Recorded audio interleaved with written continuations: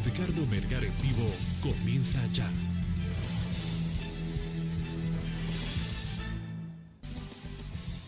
Saludos amigos de 3030, qué bueno que están con nosotros. Gracias por su amable y gentil sintonía de este domingo, ya domingo 20 de noviembre.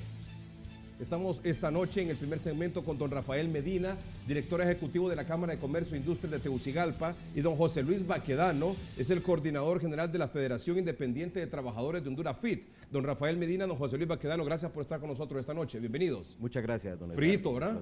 Sabroso. ¿Está bueno? Muy bien. Bueno, Sí. ¿ah? Clima agradable. Clima agradable aquí hoy en Tegucigalpa, mucha lluvia también en el litoral atlántico. Copeco ya lo había previsto, 72 horas de lluvia y con bajas temperaturas que se mantendrán todavía probablemente hasta mediados de esta semana. Antes de comenzar el primer segmento de esta noche, quiero decirles que en el segundo segmento de 3030 tendremos a un precandidato presidencial del Partido Liberal, me refiero a Eduardo Martel, estará con nosotros esta noche. También viene acompañado de su candidato a alcalde del municipio del Distrito Central, orientador, formador, maestro, educador, sacerdote, ex sacerdote y ahora metido a política. Es conocido como el padre Roberto Páez. Esta noche estará con nosotros aquí en 3030. En el primer segmento es un tema que a todos nos interesa, es un tema que a todos nos importa. Es el tema de una revisión al salario mínimo. ¿Por qué nos importa a todos si aproximadamente unas 500,000 personas son las que están agrupadas en este tema del salario mínimo o beneficiadas del salario mínimo? Bueno, porque para muchos en el sector empresarial dicen si viene un aumento al salario mínimo, muchas empresas pueden cerrar y generar desempleo. Para otros dice va a aumentar el precio de la canasta básica, de los productos de la canasta básica, etcétera, etcétera. Así que vamos a hablar sobre ese tema en tan solo unos minutos con don Rafael Medina y con don José Luis Baquedano, que son representantes del sector de la empresa privada y el sector obrero, que en menos de 15 días se tendrán que ver las caras, probablemente ya en una mesa tripartita con el gobierno como mediador para llegar a un acuerdo de revisión o no del salario mínimo. Hace unos minutos el presidente Juan Orlando Hernández ha puesto en su cuenta de Twitter unos mensajes claros en relación al tema de las aduanas. Por ejemplo, ha dicho el presidente hace unos minutos, hace 49 minutos exactamente, desde que iniciamos el gobierno dijimos que necesitábamos una gestión por resultados y no es fácil enfrentar la complejidad de las aduanas. Tenemos que tener una solución, no podemos dar largas a esta situación. Hay gente que ha traído mercadería y significa su ingreso de Navidad. Buscando la seguridad y competitividad de nuestras aduanas y lo que será nuestro centro logístico, tenemos que encontrar una solución.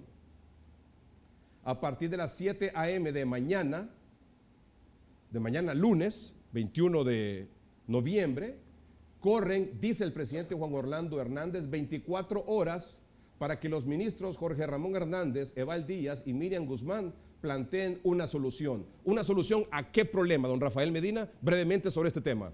Yo creo que los atrasos, Edgardo, que hay para el proceso de desaduanaje en Puerto Cortés y en general en todas las aduanas del país. Hay empresarios que trajeron sus mercaderías para esta época de Navidad y que no han logrado tenerla todavía en sus bodegas por diversas razones que podrían ser. Y eso también implica algunos otros procesos que también son necesarios modernizar dentro del gobierno, como por ejemplo el otorgamiento de las licencias del registro sanitario. Toda la simplificación, la agilización de los procesos aduanales es responsabilidad de todos y yo estoy muy contento que el presidente Hernández haya tocado el tema con tanta claridad como lo ha hecho esta noche. ¿Quiénes han sido los más afectados con estos problemas en aduanas? Los pequeños empresarios, los medianos y pequeños empresarios, que son los que fincan probablemente la utilidad o la rentabilidad de su año en las ventas de este último trimestre, podríamos decir. Que quiero decir, el atraso no es generado por la época de Navidad, ha sido constante durante este año. ¿Y qué es lo que esperaría usted entonces de este llamado de atención que está haciendo el presidente y este plazo de 24 horas para que resuelvan ese problema? La mejor buena voluntad, la eficiencia que debería de generar las aduanas en todos sus procesos es el resultado, un desaduanaje rápido. Cómo hacerlo dentro de los parámetros de la ley es responsabilidad de ellos, pero la empresa privada espera y la población en general espera un proceso mucho más ágil, mucho más efectivo. Un comentario, don José Luis Baquedano. Yo creo que es importante, pero básicamente han habido muchos problemas en lo que son las aduanas y básicamente después de que la ley se transforma en SAR, ¿verdad? Gente capacitada que fue despedida y una serie de cosas. pero ahí se requiere un plan estratégico en este momento, porque están saturadas las aduanas. Necesitamos un servicio de calidad y calidez y un servicio de eficiencia, pero rápido, porque la gente está importando productos para vender en esta época, y si no lo saca va a ser pérdida. Entonces, eso me parece que es correcto en este momento, ese llamado que se hace, que en el término de 24 horas dé una respuesta para que la gente que tiene su mercadería en las aduanas se le entreguen de forma inmediata, ¿no? Eso es importante, porque así empieza a circular ese producto, y también hay más circulante en el país, porque la compra y venta, ¿verdad?, genera más movimiento de dinero. Gracias, don José Luis Baquedano. Don Rafael Medina. Con ellos, en el primer segmento, como lo anunciamos hace unos minutos, ya el sector privado y el sector obrero han recibido la notificación por parte de la Secretaría de Trabajo para nombrar sus representantes ante la mesa de negociaciones de un aumento al salario mínimo. ¿Es así, don José Luis? No, todavía no. ¿No lo ha recibido? Todavía no. El ministro es el responsable y el encargado de hacer las convocatorias oficiales a los sectores productivos, igual el mismo gobierno, todavía no ha mandado la convocatoria oficial para que se constituya la Comisión de Salario Mínimo, y en los primeros días del mes de diciembre se juramenta la comisión y empezamos a trabajar viendo... O sea que estamos a las puertas de esa convocatoria y a las puertas de que en los primeros 5 días de diciembre se instale esa comisión. Nosotros esperamos que ya la próxima semana esté esa convocatoria ya en el sector productivo, empresarios y trabajadores, que tengamos nuestra convocatoria, se nombran los representantes de cada comisión, se juramenta y empecemos a ver los números macroeconómicos. Y ahí pues empezamos en una negociación, ¿verdad? Que la experiencia que hemos tenido después de que negociábamos año con año nos llevó una vez hasta 8 meses y no llegamos a un acuerdo. Entonces lo que hacíamos es que si no llegamos a acuerdo en el término de 6, 5, 6, hasta 8 meses estábamos negociando, se le trasladaba al presidente de turno y aquel tomaba una decisión.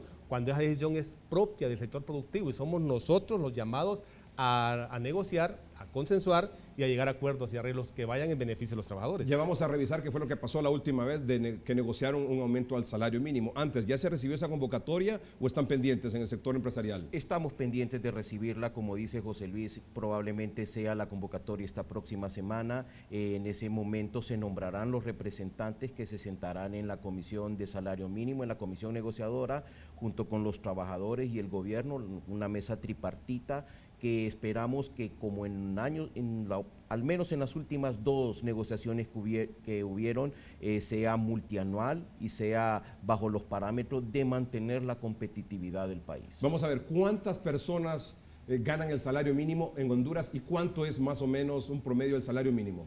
Hay un promedio de 500,000 personas que están bajo el rango de salario mínimo. Y la media de salario mínimo anda alrededor de unos 7,000 empiras, porque la máxima anda arriba de 9,000. Entonces se sientan las comisiones, se empieza a ver todos los números, cómo está la macroeconomía, los informes que presenta el INE, que presenta el Banco Central, y basado en eso, que para mí son datos que no son creíbles. Cuando el Banco Central empieza a hacer proyecciones de un 3 o un 4% de inflación, para mí no es creíble, ¿no? Pero tenemos que basarnos en esos datos oficiales que presenta el gobierno. Ya en la mesa de discusiones, bueno, se buscan alternativas. En este momento tenemos parámetros de 5.5%, 6.5%, hasta un 8%, que ese puede ser un parámetro para nosotros. ¿De 5% o 8%? A un 8%, que son los que tenemos en este momento. Muy bien. Antes de eso, y puntualizar sobre qué porcentaje de aumento cree el sector obrero debería revisar el salario mínimo y el sector empresarial. La última negociación fue en 2013, porque fue un acuerdo que se logró, no sé si fue tripartita o solo entre empresarios y trabajadores, en la cual se logró el aumento para 2014, para 2015 y para 2016. Fue un acuerdo por 3 años, plurianual. Correcto.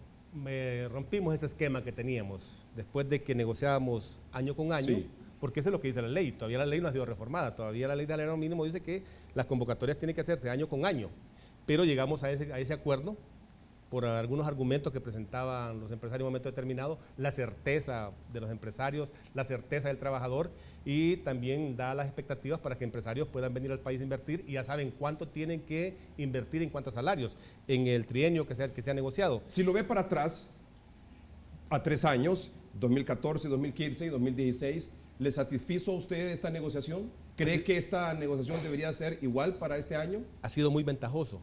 Y partimos de este año, que la inflación ni siquiera llegó a un 3%. Si hubiésemos negociado este año, los parámetros de negociación hubieran sido 3%. pero ya teníamos arriba un 8%. El año pasado Esto la fue empresa privada satisfactorio, o sea, se negoció un aumento salarial por encima de la un inflación. 5% sobre la Y arriba de la inflación. hay que establecer ahí, Edgardo, que en los... No estuvo bien, entonces. La empresa privada pidió revisión en diciembre. Nosotros dijimos, bueno, no, en el podemos, pastel, ya está negociado, está negociado. podemos revisar, pero no bajar los salarios de los Claro, por trabajadores. supuesto. Pero hay cláusulas de salvaguarda.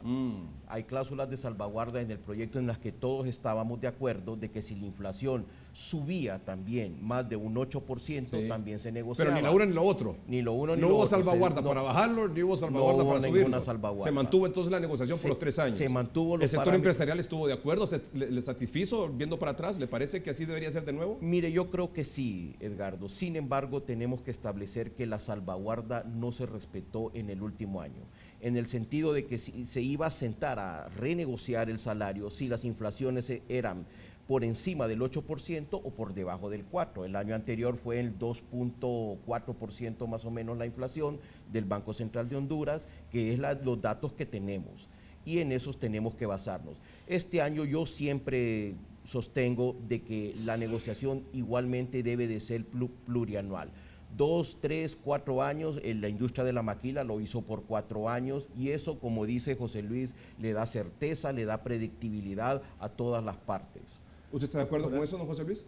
Sí, sí revisamos. Si nos sentamos el año pasado, nos sentamos a revisar. Lo único que no hicimos fue bajar. Claro. Porque ya había la expectativa. Ya los empresarios tenían la proyección del 2016 y el trabajador tenía la expectativa, ¿no? Estas negociaciones de trianual han sido positivas. Ya es la segunda que tenemos. Son 6 años consecutivos. 6 años consecutivos. 6 años Bien, consecutivos. Es un buen dato ese. No, son o ya- sea, hubo en 2010. 2010. a partir de 2011. 2011. ¿Ah? 2010, se negoció 2010 para 11, 12 y 13. 11, 12 y 13. Correcto. Luego en 2012, 13, 14, no, en 2013, 14, 15, 16. Correcto. 2 y 3 años. O sea, en los últimos 6 años ya ha estado definido de cuánto va a ser el aumento anual. En 6 años hemos negociado 2 veces. Sí. Si nos amparamos en lo que dice la ley, hubiésemos negociado 6 veces. Claro. Claro, y eso Es un desgaste. Era un Es desgaste. una Por eso yo decía situación muy que desgastante. hubo un momento que estuvimos 8 meses y no llegamos Así a lo acuerdo. dice usted. Así dice usted. ¿Y no hubo aumento ese No, año? Sí, o no, al final lo definió el se presidente. le trasladó al Ejecutivo, al presidente, porque eso es lo que manda la ley. Cuando los sectores no hay... Y ahí nadie no queda hay acuerdo, satisfecho. Ahí nadie queda satisfecho. Lo mejor es que tanto el Eso le sector tocó a trabajador, don Pepe Lobo hacer eso, ¿no? el sector trabajador y el sector empleador se pongan de acuerdo procurando el mejoramiento de los colaboradores, de los asalariados y procurando mantener la competitividad del país. Ahora, partimos de que independientemente que sea una negociación de 1, 2, 3 años, que esperemos que sea como ha ocurrido en estas 2 últimas negociaciones, que son de 3 años, estas revisiones, va para arriba, El salario no puede disminuirse. ¿verdad? Va para arriba. Tiene que subir. El salario no Lógica. puede. A partir de, Del primero de enero del 2017. a partir del 1 Negociamos de en enero de diciembre. 2017 tiene que registrarse ese aumento. Tiene Aunque que se tarde 8 meses la negociación del salario, es efectivo el 1 de enero del 2017. Eso es lo que dice la ley, Eso pero es lo cuando que dice. Pepe Lobo no fue así. Lo estuvimos casi 6, 8 meses en esa ¿Y no mesa fue de negociaciones. retroactivo? Se le entregó al presidente Pepe Lobo y lo hizo ya para fines de mes, entonces no se cumplió en ese momento. Entonces han habido muchas variaciones en ese sentido. Entonces esperamos nosotros que decimos, esta es una responsabilidad del sector productivo, no podemos decirle trasladémoslo al Ejecutivo. Sí, sí. Así es. Pero ya Y tenemos es- 2 buenos antecedentes, ¿verdad? Es Así decir, es. Ya hay una- estas ya hay- últimas 2 negociaciones. ¿verdad? Sí, Y yo habido- creo que esa es una buena ruta, es un buen camino, están satisfechos ambos sectores. Es un ejemplo de diálogo que hemos tenido y que debería de copiarlo, si se puede decir, gran parte de los sectores de la sociedad hondureña. Esto, ¿qué evita este tipo de acuerdo y qué permite este tipo de acuerdo? Evita roces, evita desgaste, evita incertidumbre y crea unas buenas relaciones entre los sectores que probablemente no estemos de acuerdo en muchas cosas, pero nos sentamos con mucho respeto a dialogar, a tratar de acercar las posiciones que ambos tenemos para lograr lo mejor para la economía, para las empresas de Honduras, para los trabajadores de Honduras. ¿Qué da? Certeza, predictibilidad, da una confianza en el inversionista, en el trabajador, en la generación de nuevas empresas, de más y mejores empresas, que es lo que necesita el país. Porque perdón, adelante. No todo es color de rosa, hay que decirlo. Cuando empezamos a negociar en el 2013, el INE presentó datos escalofriantes, que el 74% de los empresarios no le estaban pagando a los trabajadores lo que corresponde conforme a derecho. Y ese es un derecho y una ley que tiene que respetarse. Y en este momento todavía tenemos ese incumplimiento. Ahora con la nueva ley de Inspectoría del Trabajo cambia las reglas del juego, porque un empresario prefiere violentarle un derecho a un trabajador y pagar una multa de 5.000 empiras. Porque gana, si son 1.000 trabajadores que tiene y no les paga el salario a 500, es una ganancia para el empresario y una pérdida para el trabajador. Entonces ahora con la nueva ley de Inspectoría del Trabajo cambian, porque las multas van en base a salarios mínimos y número de trabajadores. Ya van arriba de 200.000 empiras, entonces eso le tiene que doler. Y aparte de eso, que si reincide, se le puede hasta cerrar una empresa. Y nosotros hemos pedido siempre que participe la Fiscalía para que con el Ministerio de Trabajo obliguen a los empresarios a cumplir con lo que está establecido en la ley, porque todavía hay muchos empresarios, yo digo, mezquinos, inescrupulosos, que no reconocen el derecho que tienen los trabajadores a un salario digno. El trabajador en todo el mundo es el que produce los bienes, produce los servicios y genera riqueza que va a manos del empresario. El trabajador vive y muere en la pobreza porque genera riqueza, pero no recibe lo que tendría que recibir. Entonces, en este momento, planteamos nosotros, hay que pagarle por lo menos lo que está establecido en la ley.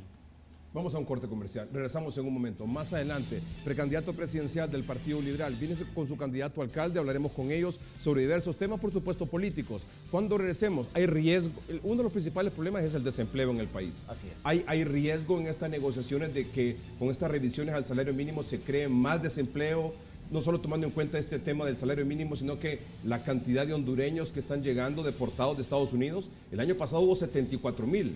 Este año ya van 65,000 y no ha terminado. Más los anuncios del nuevo presidente de Estados Unidos, ¿qué es lo que puede ocurrir en los próximos meses? Vamos a un corte comercial y volvemos.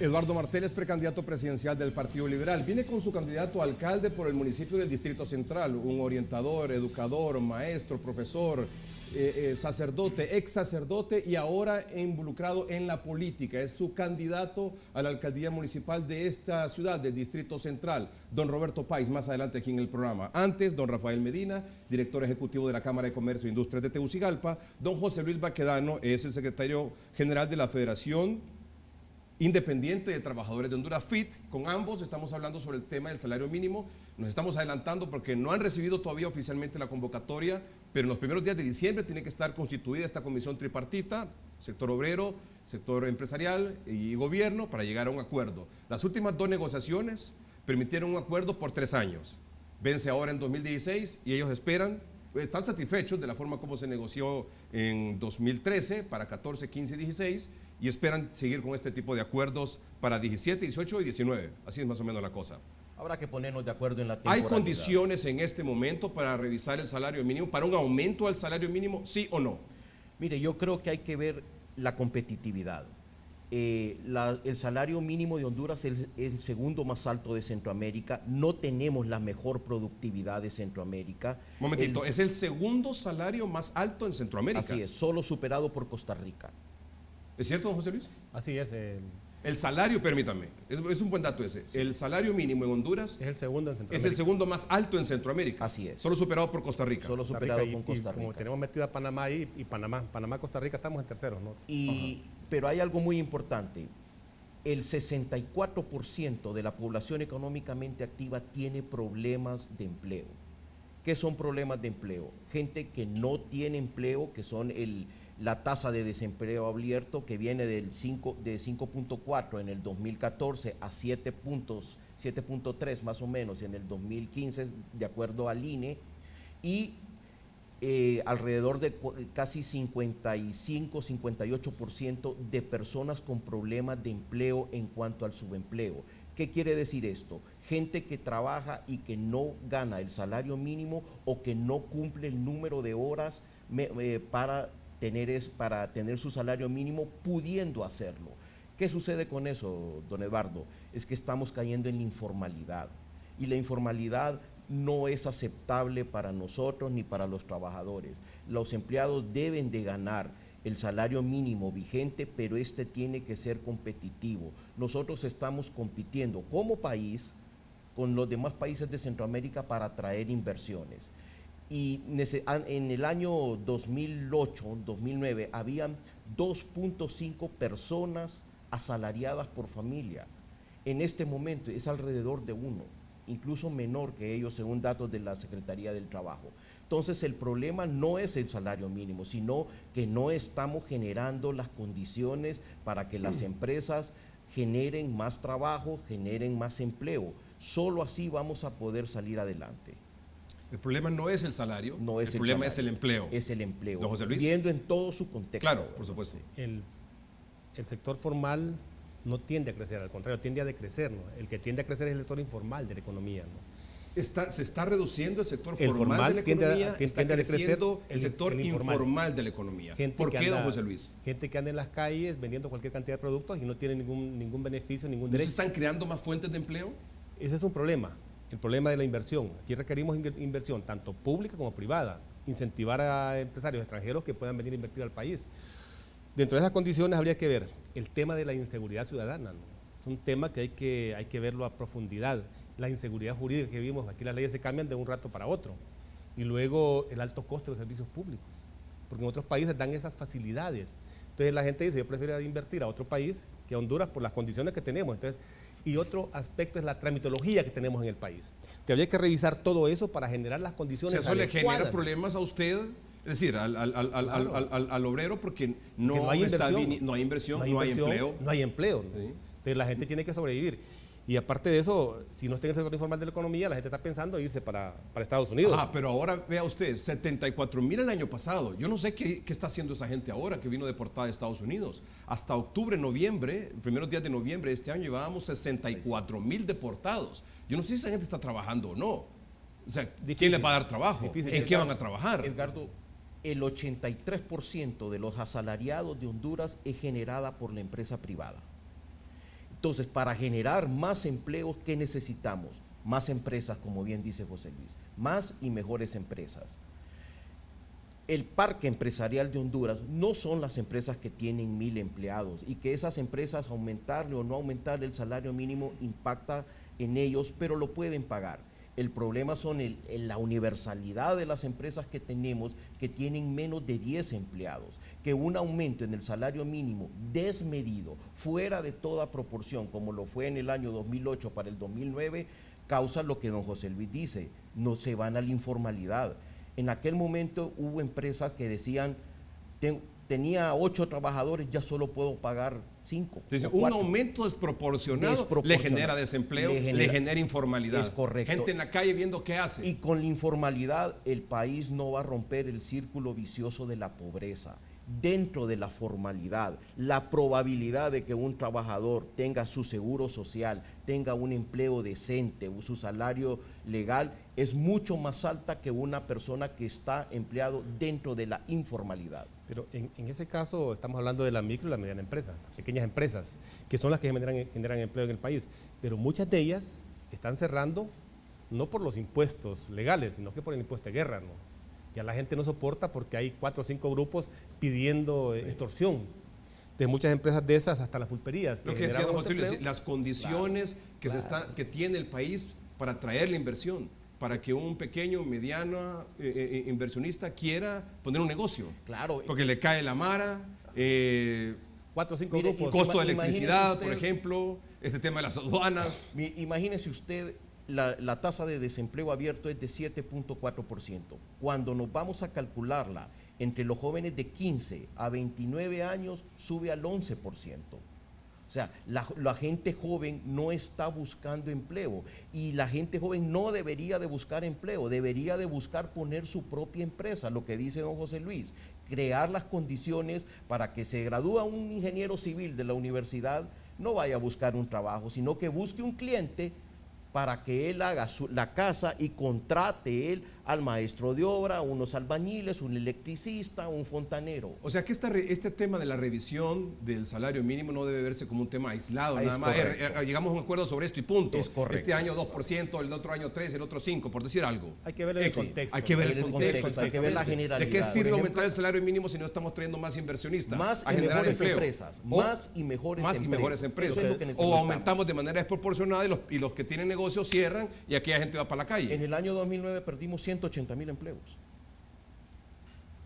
Pero- Por un aumento Sí, desproporcionado. porque esto responsablemente me parece la opinión de don José Luis, de don Rafael, decir, no podemos verlo de manera aislada, el aumento al salario mínimo. Porque cualquiera diría, sí, hombre, aumentémoslo. Pero hay que verlo como tema de país, ¿verdad? En las tenido consecuencias texto. que esto podría Así es. tener si se toma una decisión equivocada. ¿verdad? Hemos tenido mucho cuidado. Por ejemplo, se hacen diferenciaciones por la actividad económica y el número de empleados. A la pequeña y la microempresa, lo último que le pusimos fue un 5%, ¿no? A la grande se le pone 8%. Entonces hay una diferencia de 3 puntos. Entonces siempre estamos pensando que no podemos asfixiar a la pequeña empresa porque es la que más genera empleo en el país. Claro. Y creo que es la que más cumple, porque hay muchos, y yo recalco, hay muchos empresarios que no están cumpliendo con lo que establece la ley. Y ahí falla el Ministerio de Trabajo, porque el Ministerio de Trabajo tiene que actuar de oficio. Ir a verificar en las empresas si realmente aquel empresario es responsable y está cumpliendo con lo que corresponde conforme a derecho el trabajador, ¿no? En la última revisión para 14, 15 y 16, la revisión más o menos ¿qué porcentaje fue promedio por año? 6%, 6,5%, Seis, tomando 6 y en 5 más o cuenta menos los Entre tamaños 5 y de 6 las y medio. empresas, las Entre actividades. 6 y 6,5. Seis, Entre más o 6 y menos. 6 y medio. La media. La media. Así es. Y la más alta se fue hasta 8%, ¿no? Ajá. ¿Eso más o menos es la tendencia para estos próximos 2-3 años? ¿Podría ser? Yo creo que habría que ver las condiciones macroeconómicas del país que han cambiado también. Venimos de un déficit fiscal de 7,9% a un déficit de menos del 4%, con una inflación que era más alta en aquel momento. Necesitamos generar las condiciones para que más personas puedan acceder a trabajos formales, a trabajos decentes, que es lo que nos manda incluso la Organización Internacional de Trabajo. Las Bien. condiciones tenemos que crearlas todos, no solo en el contexto del salario mínimo. Empezando por los servicios públicos. El deslizamiento de la moneda también tiene un impacto, ¿no? En la macro y en la microeconomía. Y el trabajador es el que paga las consecuencias en un momento determinado, ¿verdad? Aquel empresario que paguen lempiras y exporten dólares tiene una buena rentabilidad, ¿no? Nosotros no hablamos de aumento, hablamos de reajuste, porque lo que va haciendo es un reajuste. Aumento fue cuando Mel Zelaya aumentó hasta un 60%. Y ahí yo lo veía bien lógico, porque teníamos una canasta básica de 6,000 lempiras y un salario mínimo de 3,000 lempiras, no había comparación. 6,000 la canasta básica, yo ganaba 3,000 lempiras, ni siquiera cubría el 50% del costo real de una canasta básica. Entonces hemos llegado a acuerdos que han sido positivos, y eso se hizo pensando en que eso iba a motivar la inversión tanto nacional como la extranjera, ¿no? Pero hemos visto que no ha tenido los resultados que nosotros esperábamos en un momento determinado, que esos empresarios pudiesen venir al país a seguir invirtiendo, o los que están invirtiendo en el país invirtieran más. Muchos de estos empresarios, por las condiciones que estamos viendo en el país, emigran a otros países, donde hay le garantizan seguridad ciudadana, seguridad jurídica, costos de seguridad, de usted servicios me dice, públicos. le dan seguridad. Por eso la pregunta en las redes sociales sobre, ¿están las condiciones dadas para un aumento al salario mínimo? O sea, no es una pregunta al azar. Don José Luis está diciendo, si hay que revisarlo, don Rafael también ha dicho lo mismo, pero no se trata de verlo de manera aislada. Usted dice, ¿de qué me sirve aumentar el salario mínimo si no estamos generando más empleo? Si las empresas no están viniendo a Honduras, sino que están yendo a otro país donde pagan menos el salario mínimo, Sí. por un lado, pagan menos en energía, pagan menos en impuesto de guerra o el aumentado O no hay, ¿no? extorsión, por la extorsión, o no hay. Entonces, el costo de producción es menor. La tramitología Es también es El terrible. trámite para La poner una trámite, empresa. para Ya todas ven ustedes esas el problema de la cosas. aduana, que el presidente tiene que ordenarle por 24 horas a la gente para que resuelva. Así, y no solo en eso, necesitamos facilitar las cosas también. Por ejemplo, en la cuestión fiscal, lo que necesitamos es que sean reglas claras, que sea exactamente, que el empresario sepa lo que va a pagar, pero que la persona que lo audite también sepa, porque muchas veces tenemos criterios encontrados, incluso dentro de los mismos auditores de la autoridad tributaria. Por eso el tema del empleo, que es fundamental, y el salario mínimo es una parte de eso, necesitamos verlo con responsabilidad, pensando en los mejores intereses de Honduras. ¿Cuál es el principal problema? ¿Salarios o empleo? Empleo. El empleo es el problema en este momento, ¿no? Así es. ¿Salarios o empleo? Empleo. Vamos a un corte comercial y continuamos. Ya regresamos.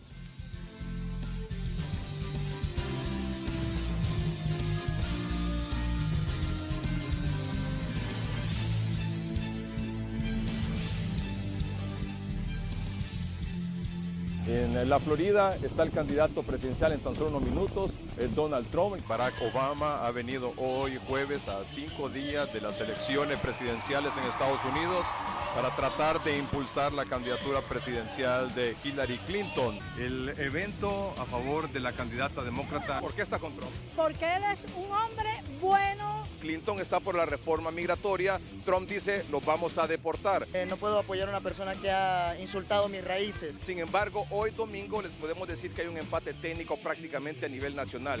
Cualquier cosa puede pasar el próximo martes. Opino que en la noche va a haber una sorpresa. ¿No sería sorpresa que gane Trump? ¿No sería sorpresa que gane Hillary? No, cualquiera de los dos. Noticieros hoy mismo, responsables, creíbles, innovadores.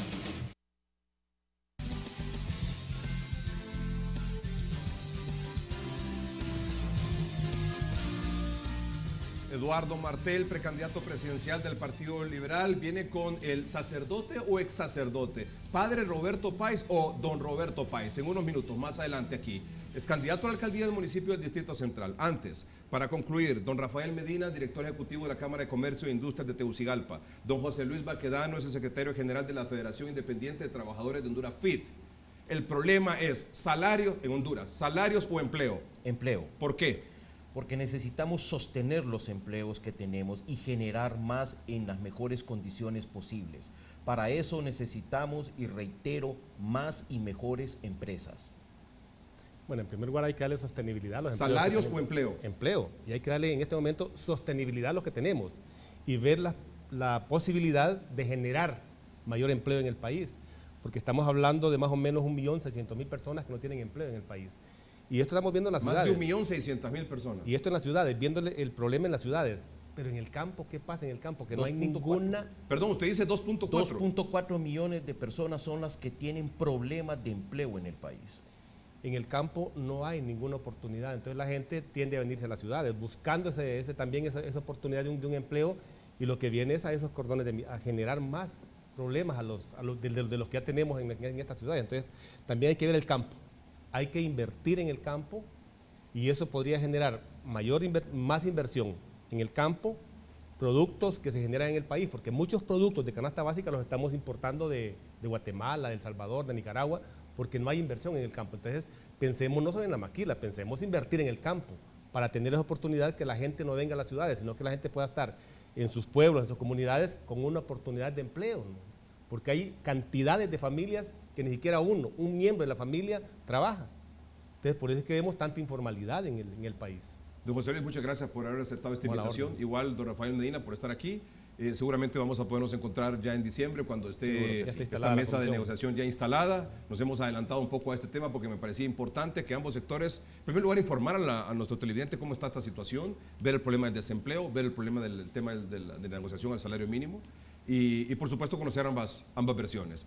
Y esperemos que se pueda lograr un acuerdo parecido a los últimos dos, que han sido acuerdos plurianuales, es decir, de hasta 3 años. Así es. ¿Verdad? Gracias de nuevo, don José Todo Luis. es posible, ¿no? Gracias, don José Luis. Gracias, don Rafael. Muchas Vamos gracias, a un corte Rafael. comercial. Regresamos en un momento.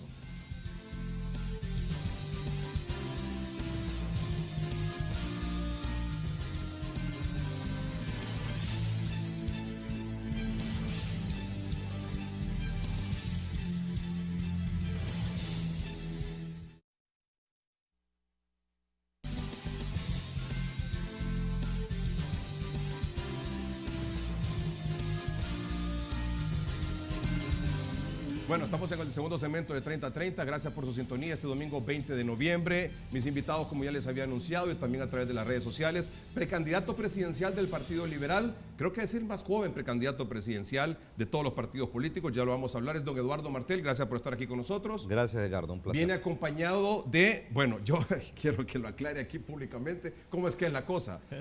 Si es el padre Roberto Páez o es don Roberto Páez. es maestro, psicólogo, orientador, formador, sacerdote, ex sacerdote, ahora está en las cuestiones políticas. ¿Cómo tenemos que decirle? Padre Roberto Páez, es decir, Padre Roberto Páez o Roberto Páez, Don Roberto Páez, ex sacerdote Roberto, no sé, estoy enchivolado, dígamelo. Dicen que ya se casó, quiero confirmar si eso es cierto o no es cierto, si tiene hijos, si ya tiene nietos, ¿cómo está la cosa? Por favor, padre, buenas noches, bienvenido. Muy buenas noches, Edgardo, a todos tus televidentes. Primero que todo, es bueno que aclarar. Soy todo lo que has dicho, soy.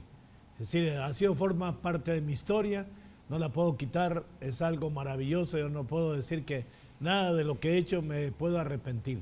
Ahora, actualmente, lo que debería decirme la gente es Roberto Antonio Páez Castillo. Muy bien, entonces partamos decir, de ahí. Roberto Antonio Páez Castillo. Sí. Entonces, don Roberto, muy bien. ¿Por qué don Roberto Páez? Por el hecho de que no estoy ejerciendo el ministerio sacerdotal. Y eso es lo que me da la libertad también para poder opinar en política. Si no, estaríamos jugando a ese juego ministerial y no, ya no lo ejerzo.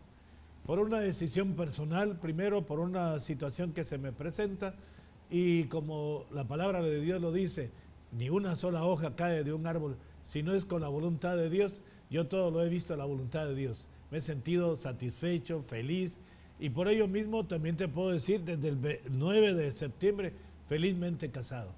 ¿Desde el 9 de septiembre anterior? Sí, hace poquito. Pues. Octubre, noviembre, diciembre. Va a cumplir... 3 meses. 3 meses va a cumplir de casado. 3 meses de casado. ¿Primera vez? Sí, nunca.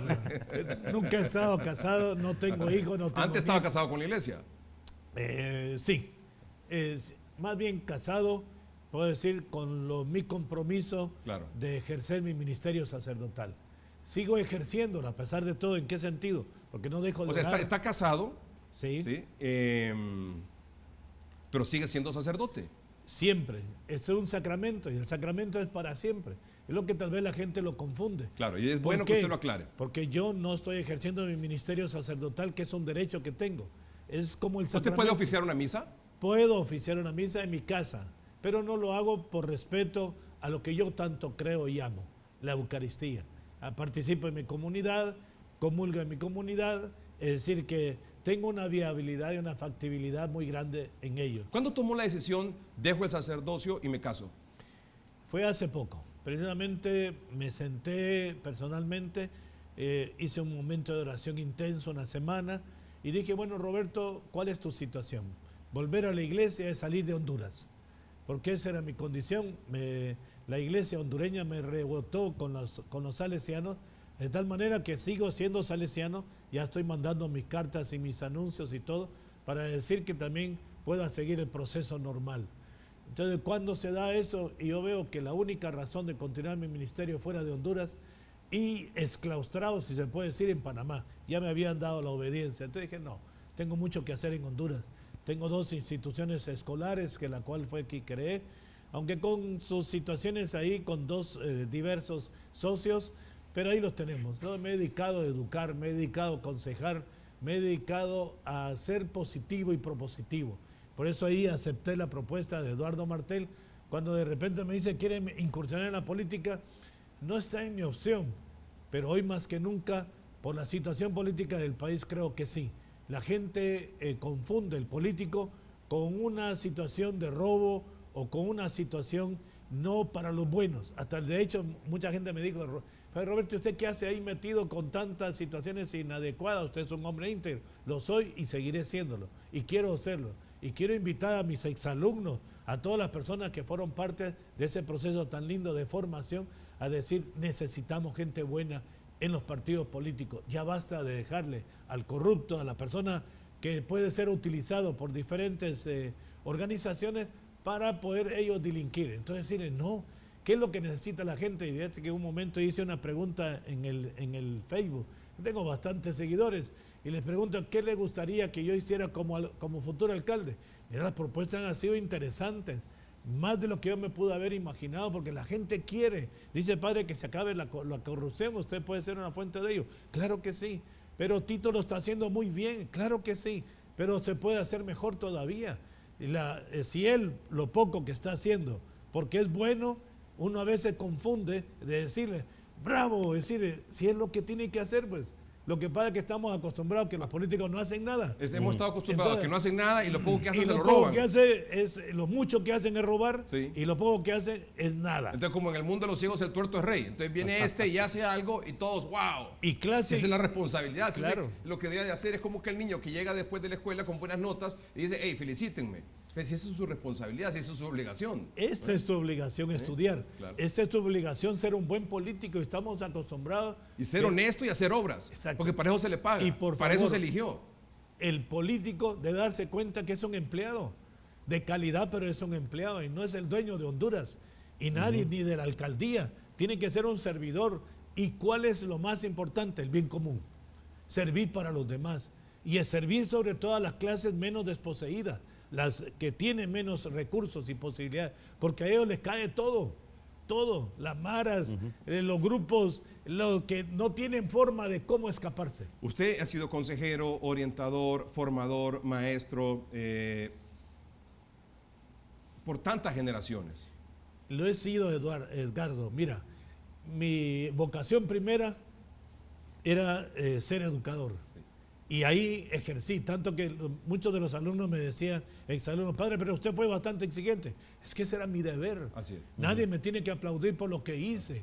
Lo hice de corazón. Y yo quiero decir que yo fui exalumno soy exalumno del padre Páez, y sí puedo dar fe de la disciplina férrea en el Instituto San Miguel, del cual me honro decir que soy graduado, y además del cual yo puedo decir, agradezco al padre Páez la forma como era. Andaba con una regla dándole a uno, pero decir, uno en aquel momento decía, ¿cómo? Pero uno ve hacia atrás y uno agradece después eso. Fíjate que, Edgardo, algo que has dicho bastante, mi deber era formarlos. Eran demasiados alumnos. Sí. Si te acuerdas, habían casi 60 alumnos en Sí, un aula. en un aula, así es. ¿Y cómo podía? Si una vez me dijo un profesor, padre, usted no necesita educadores, primero necesita amansadores. Y le digo, sí, necesito primero aquella gente que llega a domar, y a domar a los alumnos, porque domando a los alumnos se les puede educar. Quiere decir que si hay disciplina, es posible formar. Así es. Pero aquel desorden, recuerda tantos alumnos, Sí. en que en un momento determinado no podía ser injusto. La justicia debe ser primero. Debe ser escuchado cualquier alumno, sea que sea catalogado, porque muchas veces se le pone una gran rótulo. Este es Aragán, este es mal alumno. Y digo, pues nadie tiene esa condición. Hay que favorecerle y ayudarle, porque este alumno puede ser lo mejor. Claro. ¿Y con quién lo hacíamos? Con los papás. Y los papás le preguntaban, mire, ¿qué hago yo con su hijo que no trae tarea? Yo no sé, padre, ya no sé qué hacer con ese muchacho. Deme la autoridad para poderle darle, aunque sea una nalgada. Le tiene toda mi autoridad. Claro, ahora no se podría. No, ahora ya. Ahora no, porque le cae los derechos humanos, sí, la fiscalía. Sí. y- El punto es el siguiente, bueno, pero ahora tenemos lo que tenemos, ¿eh? La inseguridad, tantos Sin muchachos ser en maras. por eso, sin ser grosero. Sí. No puedes agarrar a un niño a patadas o a mordidas o a reglazos. La razón primero, como decía don Bosco. Tienes que llegarle al corazón del joven. Tienes que llegarle al intelecto. Por eso mi pregunta era, después de tantos años y por toda esa experiencia acumulada que usted tiene, viviendo en Honduras y tratando con hondureños y siendo maestro, orientador, consejero, ¿qué es lo que necesita Honduras? No me conteste. Vamos a un corte comercial y regresamos. Está con nosotros esta noche ya lo aclaró don Roberto Antonio Páez y su precandidato presidencial por el Partido Liberal, don Eduardo Martel, que por supuesto ya tendrá palabras para referirse no solo a su candidato a alcalde, sino que a su actual campaña política. Ya volvemos.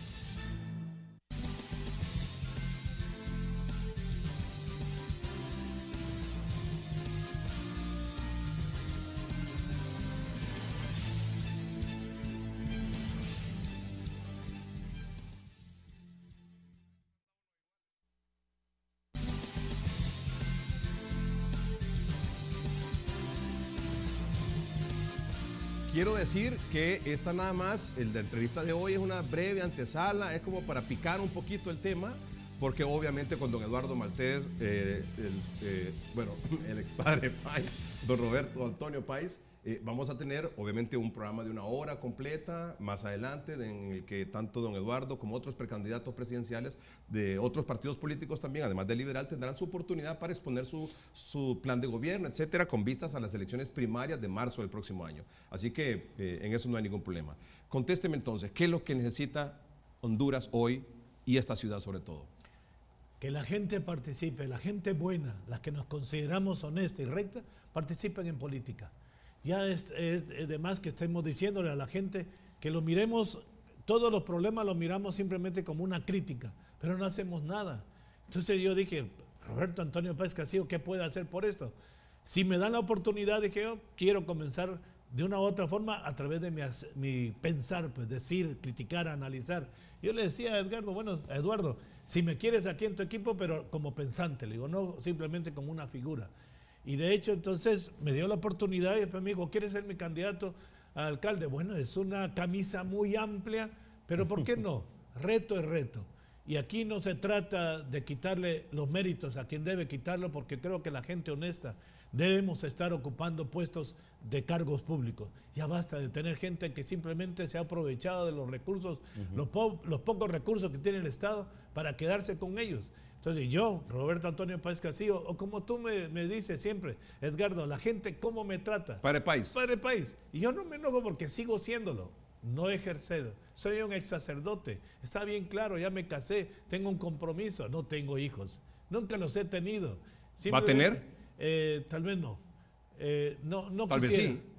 Es posible, pero la viabilidad por mis años y los años que también tiene mi pareja es mejor que nos mantengamos, como dice uno, en una situación de diálogo. Es bonito contar con alguien en la que te puede contar tus problemas, te puede criticar, porque también ella ha sido mi analítica, la que me dice las cosas, esto no está bien, ¿por qué dices esto? ¿Por qué dices el otro? Y entonces, qué bonito tener, qué desagradable es para una persona llegar a su casa y encontrarse solo. Tal vez esto fue lo que me motivó y al final, porque yo dije, si me voy a quedar en Honduras y quiero participar en todo lo que pueda ser posible, sobre todo en educar. La gente necesita hoy más que tú buenas escuelas. Lastimosamente desde el 97 que se hizo el estatuto del docente, la educación en lugar de crecer ha decrecido en calidad, en cantidad, y lo ha dejado toda la educación privada. Necesitamos escuelas buenas. Eduardo, ¿por qué el Padre Páez? Hace unos minutos mirábamos la problemática de este país. El 55% de la población no tiene empleo. Necesitamos sustituir la clase política, Edgardo. Es decir, los mismos que han estado ahí 30, 35 años no van a ser capaces de resolver los problemas que hoy son más graves que hace 10, 15, 20 años. Al igual que tú conocía al Padre Páez en el colegio, sé de su capacidad, sé de su talento, sé de su firmeza, sé de su honradez, sé de su compromiso. Tegucigalpa no es una ciudad con pocos problemas. Aquí hemos visto un alcalde que ha desarrollado una importante obra de infraestructura, pero le falta dar rostro humano a la capital. Roberto Páez Castillo tiene todas las cualidades, tiene toda la capacidad para asumir esa responsabilidad, ir a resolver el problema del agua, que más de 800,000 capitalinos no tienen acceso al agua, que la infraestructura es terrible en esa zona, que no hay canchas, que no hay actividades deportivas, que no hay actividades artísticas. Necesitamos una persona realmente que haya demostrado a lo largo de su carrera, Edgardo, 35 años de servicio, su compromiso con la sociedad, sin esperar nada a cambio. Insisto, necesitamos una nueva actitud, necesitamos nuevos liderazgos. Los mismos siguen queriendo imponer a los mismos que han estado ahí, solo se rotan los cargos. Yo creo que estamos en una situación muy crítica. La democracia incluso en Honduras está sufriendo unos embates muy duros que hay que resistirlo. Y yo siempre digo esto y al padre le gusta. No somos ciudadanos si no participamos. Necesitamos ejercicios ciudadanos, no ser habitantes, sino ser parte de la solución de estos problemas. Como dije, este nada más es una breve entrevista, a manera de entrada, porque me llamó la atención la participación en política del Padre Páez con Eduardo Martel, un joven a quien conozco, luchador, va para adelante, va hasta el final en las primarias del Partido Liberal, ¿correcto? Ya estamos. Muy bien. Ya estamos en la fiesta grande. Muy bien, y que sea así, entre más candidatos mejor todavía, más opciones para la población. Llegamos al final del programa. Eduardo Martel y el padre Páez, obviamente, como les digo, con otros representantes de los otros partidos políticos y del mismo Partido Liberal, tendremos foros específicos para que ellos puedan hablar sobre sus planes de gobierno, para que usted tenga más claridad al momento de votar en marzo del próximo año por los candidatos que finalmente en noviembre se verán las caras para elegir al nuevo presidente de la República. Eduardo Martel, precandidato presidencial del Partido Liberal, y don Roberto Antonio Páez Castillo, ex sacerdote, candidato a la alcaldía municipal del Distrito Central, casado el 9 de septiembre, hace exactamente septiembre, octubre, noviembre, 2 meses y 11 días. Buenas noches y que estén bien.